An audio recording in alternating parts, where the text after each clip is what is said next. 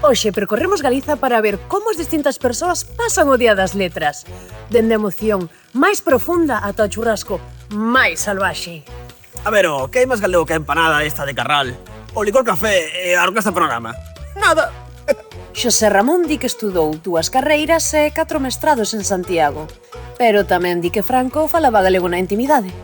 Celaria, si, moi boa en ese papel de vikingos, unha seriaza. E Castelao? E Castelao creo que xogou no Celta. Moi amigo do Mostuvoi, sí. Eu son moi de raíces. Encántame, Rosalía. Non me leí ninguno de sus libros, pero me encantan as súas cancións. María Sánchez non adoita falar galego, pero unha vez ao ano activa o modo Celta Mística.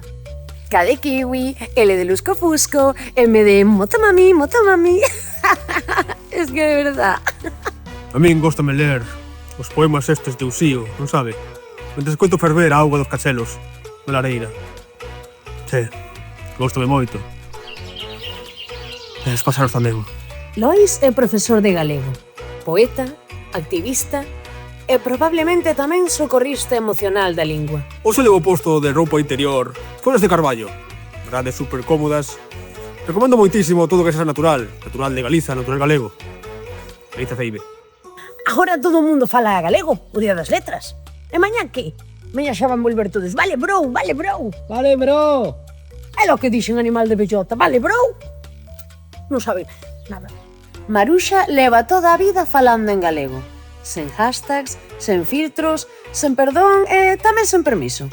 Eu vouche celebrar o noso día facendo caldo de repolo, caldo de berzas, caldo de navizas, croquetas do pitiño que tiña na horta, que xa non está, de en paz descanse. Unha pouca de pollada, un pan de millo, que nos topan de millo, un café de potro, facendo as patatas moridas.